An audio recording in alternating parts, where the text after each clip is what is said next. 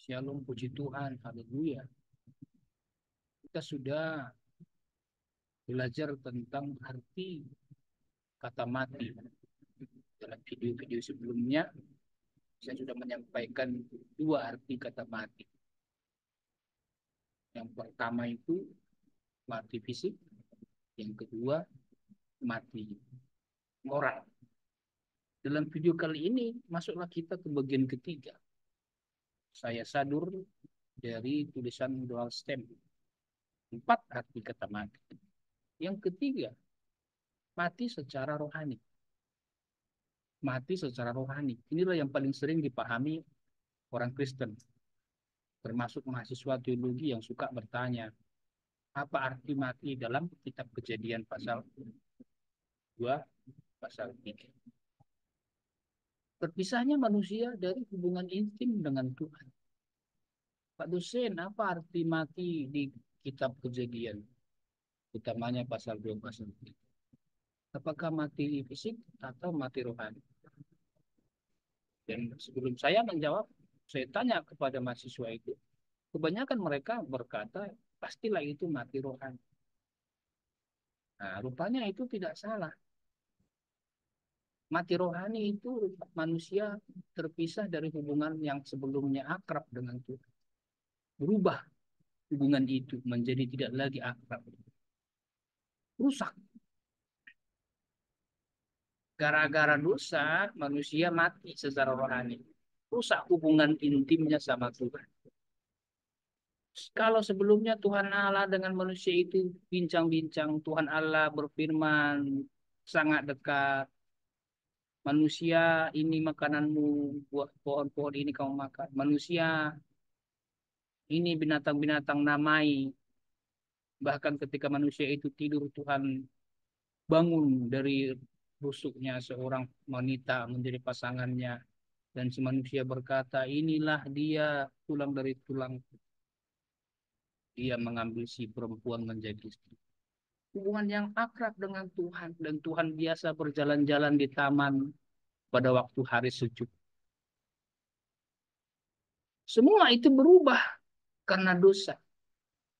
Yang awalnya manusia hidup dalam pengertian secara rohani intim, sekarang menjadi mati secara rohani. Enggak lagi intim hubungannya dengan Tuhan. Malahan sembunyi mereka ketika mendengar Tuhan hadir. Jauh sekali bedanya. Malahan mereka sembunyi ketika mendengar Tuhan hadir. Kejadian pasal 3 ayat 8. Begitu mendengar langkah Tuhan Allah berjalan pada waktu hari sejuk di taman sebagaimana dia Tuhan biasa rupanya dengan manusia bersama-sama di taman itu. Kali itu, di hari itu ketika manusia melanggar hukum dengan cara makan buah terlarang, mereka dengan sengaja menghindari Tuhan. Manusia pertama itu Adam dan Hawa dengan sengaja menghindari Tuhan Allah. Ada ketakutan ketika Tuhan hadir. Ada rasa tidak tenang ketika Tuhan hadir. Itu tanda mati rohani. Orang yang hidup secara rohani, dia akan tenang ketika Tuhan hadir. Dia nggak merasa gentar dalam pengertian ketakutan ketika Tuhan hadir. Dia akan merasa senang, tenang, bahagia. Lihatlah pengalaman manusia pertama itu ketika mereka mati secara. Dalam perjanjian baru kita baca, terlepas dari Kristus semua orang itu terasing. Tidak lagi hidup dalam Kristus. Tulisan Paulus kepada jemaat Efesus pasal 4 ayat 17-18. Kenapa manusia sembunyi dari Tuhan Allah? Kenapa Adam dan Hawa sembunyi dari hadirnya Tuhan? Karena secara rohani mereka kotor. Dosa sudah masuk ke dunia manusia. Yang awalnya dia tidak takut menjadi takut. Yang awalnya dia tidak malu menjadi malu. Yang kotor tidak dapat bersatu dengan yang bersih. Manusia berdosa tidak dapat bersatu dengan Allah yang kudus.